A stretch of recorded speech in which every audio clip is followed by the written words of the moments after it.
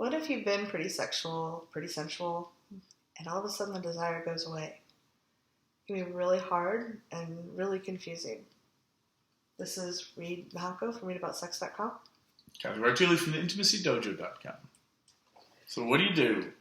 Is it because people are taking medication? Is it that somebody just had a baby and you're all sleep deprived? What's going on? Well, I think it's really important to rule out medical conditions like hormone imbalances or illness, medication. Stress at work. Yeah. If you had a child, whatever it is. But if none of those things are the cause, it can be very confusing. Like it feels kind of like your body isn't working right anymore. And it can be hard if you have relationships too. So what do you suggest to people?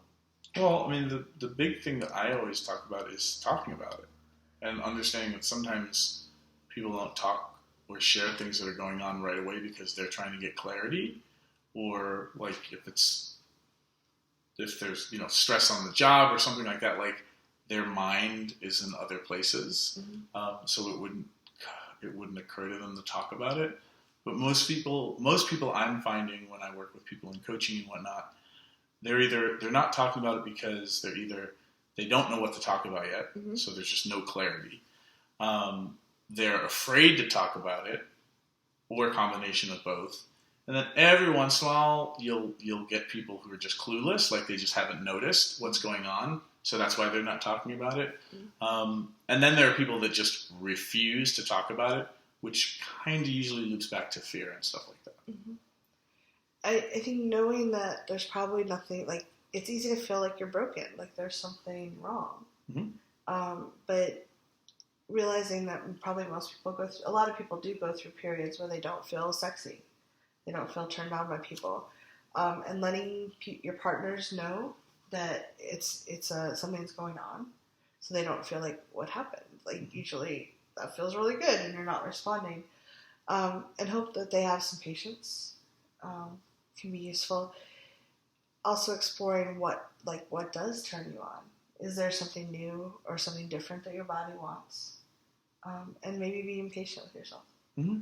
Other things to understand is, especially in American culture, I mean, with these videos, people can be watching from all over the world and from different cultures, but especially with American culture, there's this overachievingness in the bedroom, and this, like, if you're not horny all the time, or having sex all the time, or having sex where the orgasms are knocking, end tables over from the bed. Tearing walls, then somehow you're broken, something's wrong, you're missing out on the opportunity. And what has happened in this overachievingness in our society right now is that people have forgotten that things have ebb and flows. And that sometimes, for whatever reason, could be all kinds of different reasons, none of them necessarily wrong, you're just not feeling it, or you're feeling disconnected. So not panicking is a great first step. And then, if you can, starting to notice what your thoughts are doing to you about these things. Like, what are you making things mean?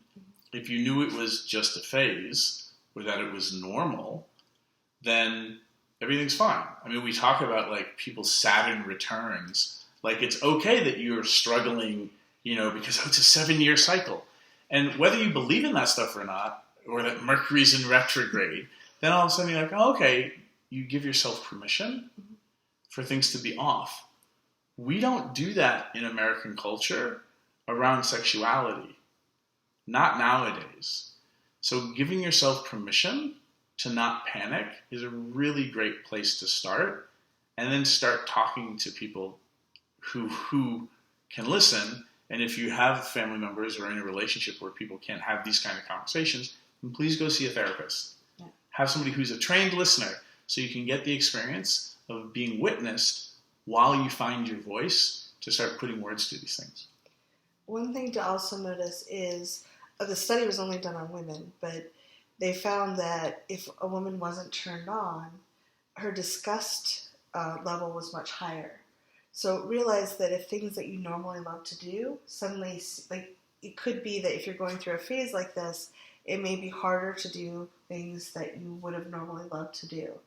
With if your body is not turned on, things like someone orgasm coming in your mouth or bodily fluids might seem like, ooh, repulsive. It's actually, they've done some medical studies on women only, and that was part of the response they found. So if you can let your partner know that, hey, you're less open to doing certain things, honor what you need. Don't try to make yourself do it, because that's not, like...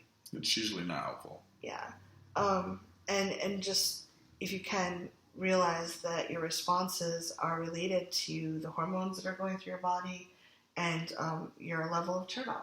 And those hormones, like we said in the beginning of the video, might be being affected by a bunch of different variables: medication, stress at work, just having had a child, or having your partner having had a child.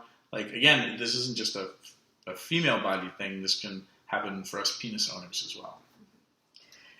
We'd love to know what you think. Have you ever run into this, and what did you do to help yourself? Thanks very much, and we'll talk to you soon. All right.